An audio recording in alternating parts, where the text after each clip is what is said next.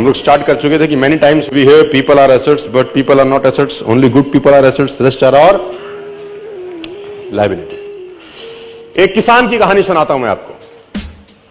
एक बहुत मेहनती किसान था। वो बहुत मेहनत से अपने खेत की रक्षा करता था, बीज बोता था, फसल उगाता था, उसको काटता था और पैसे कमाता था। बड़ा ईमानदार था अपने काम के अंदर। लेकिन अब उसका खेत बहुत बड़ा हो गया, पैसे उसने कमा लिए, तो आसपास का भी जमीन उसने खरीद लिया। अब उसको एक सपोर्ट सिस्टम का जरूरत पड़ा। अब उसको लगा मेरे से अकेले से नहीं होगा, तो मुझे कुछ ना कोई आदमी चाहिए जो मेरी सपोर्ट कर सकता हो। तो उसने इंटरव्यू लिया 2-4 लोगों का कि यार क्या तुम मेरे खेत में मेरी सपोर्ट करोगे, ये तुम्हारा सैलरी है। तो 4-5 लोगों से उसने सवाल पूछे कि तुमको एग्रीकल्चर के बारे में क्या नॉलेज है और तुम कैसे सपोर्ट कर सकते हो। तो सब लोगों ने उसको अलग अलग जवाब दिए। उसको किसी का जवाब समझ नहीं आया तो उसने सबको रिजेक्ट कर दिया। एक लड़के से उसने सवाल पूछा कि तुम क्या करोगे, कैसे करोगे। तो उस लड़के ने बड़ा अटपटा जवाब दिया, समझ उसको नहीं आया, लेकिन उसने उस जवाब के कारण उसको रख लिया। उसने बोला तुम क्या करोगे।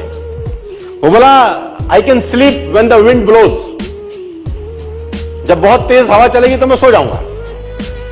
उसको समझ नहीं आया, लेकिन उसने इसके अटपटे जवाब के कारण उसको रख लिया। इसका पता नहीं क्या मतलब है, देखते हैं।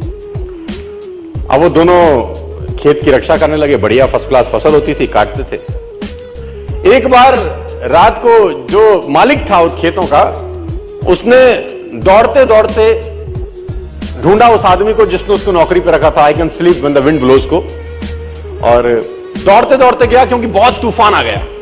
तो उसको लगा यार ये फसल मेरी खराब हो जाएगी और जितने भी जानवर बंधे हुए हैं ये सब इधर उधर भाग जाएंगे। तो फटाफट, देखो सो रहा है पागल आदमी इतना तूफान में, तो कम से कम उसको फसल की रक्षा करनी पड़ेगी।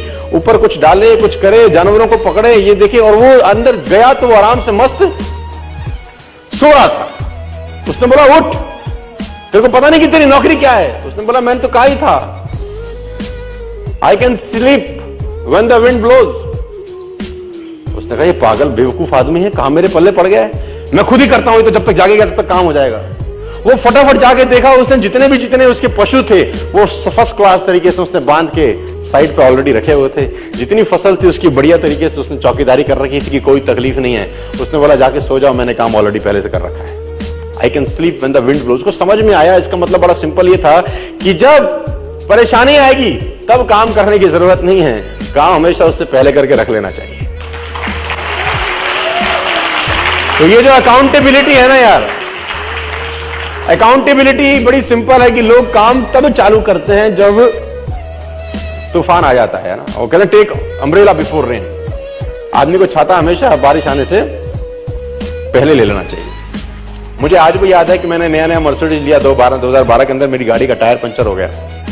तो जैसे ही मैंने पंचर लगाने के लिए मर्सिडीज का पीछे टूल किट खोला तो मैंने देखा वहां पर व्हाइट ग्लव्स पड़े थे 2।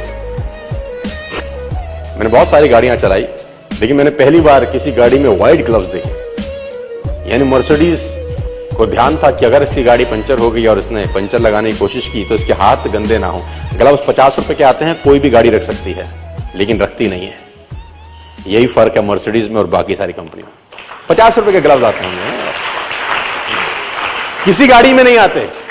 मर्सिडीज में आते हैं, मुझे पता नहीं बाकी और किसी ब्रांडेड कार में आते हैं कि नहीं आते, है ना। It already hardly cost 30 rupees 40 rupees for a pair of gloves. लेकिन देखिए वो कहां तक सोच रहा है आदमी, है ना। इसको बोलते हैं अकाउंटेबिलिटी।